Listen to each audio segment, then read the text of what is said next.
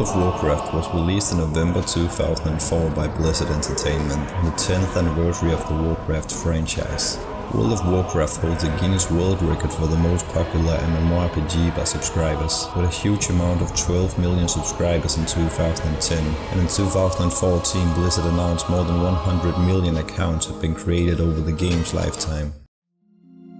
In the old days, Ironforge was meant to be the largest city in World of Warcraft. It had 2 tiers instead of 1. Main building was located different places, and Tinker Town didn't exist. The outer tier was vast and even had 2 floors with important buildings on the top floor.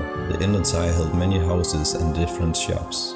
Alpha Ironforge even had 2 elevators which led to the old Ironforge and the tram station. But this tram station had 2 directions. One of them would of course go to Stormwind, and the other one would go to Gnome region, which was meant to be an alliance city for the gnomes, but it was scrapped due to the imbalance it would bring the Horde and Alliance.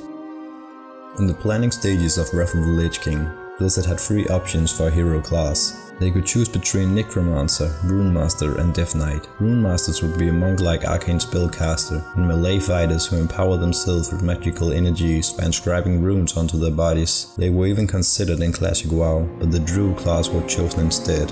Necromancers are practitioners of dark and black arts, the study and use of magic to raise and control the dead. They would have been spellcasters that could chill the living with the power of death bolts and raise an army of the dead. Blizzard did at last combine these 2 classes, and then Death Knight was announced, a mix between Runemaster and Necromancer, a knight who could chill the world with diseases, control the dead like the Necromancer, and empower himself with runes like a Runemaster.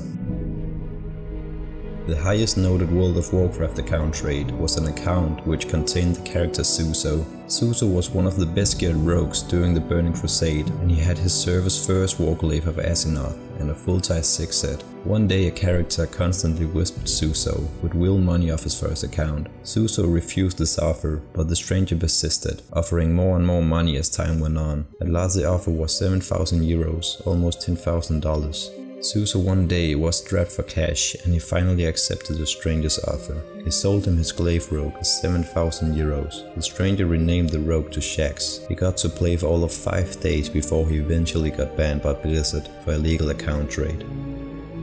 The rarest mount in the game is actually the fluorescent Mechanostrider. The story behind this mount starts out with an unfortunate gnome deleted his Mechanostrider. Upon asking a GM to replace his lost Mechanostrider, he was by mistake given the fluorescent green Mechanostrider instead, which made him the only one in the world with this mount. The mount can be obtained within the game by any other player, which makes this the rarest mount in the game, though our gnome friend a very lucky fella. The gnome later decided in the Burning Crusade to literally sell his account for an enormous amount. Blizzard found out about this and hereby deleted the mount from his account. Nighttime in Azeroth was planned to be dark, very dark. In fact, nighttime was supposed to be so dark that players would not be able to see at all. Several zones like Duskwood were also planned to have this level of darkness. To combat it, players would need to take up the survival profession and for example create torches and learn all sort of new survival abilities. These torches would then provide the light needed to navigate around dark places.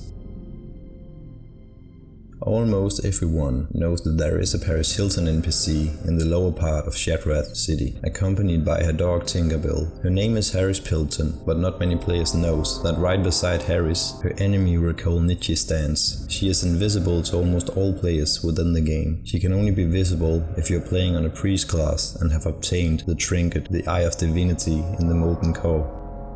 The Corrupted Blood incident was a pandemic who spread disease to all players nearby and killed them, which lasted for 1 week.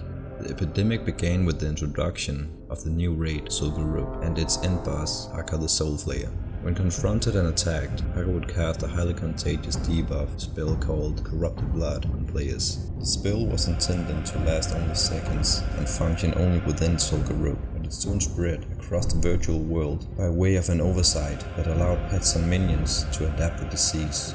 When the pet was infected and a hunter dismissed the pet in less than 5 seconds. When dismissed, the pet retains the debuff and the timer of the buff is paused. It made the pets disease carriers. When a hunter would summon his pet, who was infected in a big city like Orgrimmar, the disease would spread to all players nearby, which made the whole city infected in few minutes. During the epidemic, normal gameplay was disrupted. Player responses varied, but resembled real-world behaviors. Characters with healing abilities volunteered their services. Low-level characters who couldn't survive the disease would direct people away from infected areas. Some characters would flee to uninfected areas, and some characters attempted to spread the disease to others. Players in the game reacted to the disease as if there were real risk to their well-being.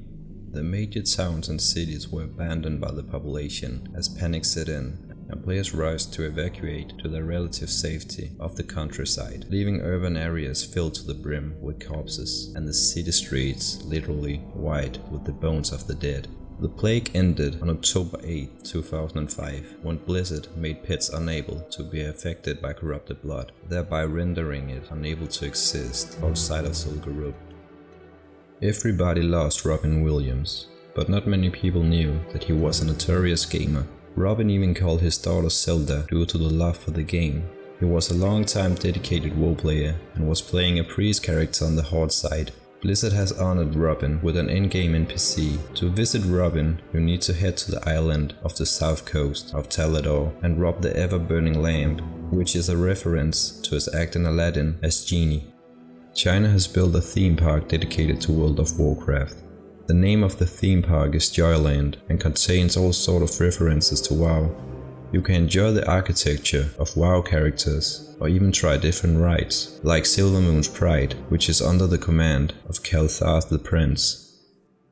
Wyverns in World of Warcraft are actually not just animals, they are sentient beings that willingly joined the Horde as a sixth race, due to their admiration for the orcs. They allowed orcs to ride them if they promised to ride them into combat against those who would disturb the tranquility of Kalandor. They have been allied ever since, and even communicate with the same language called Orcish.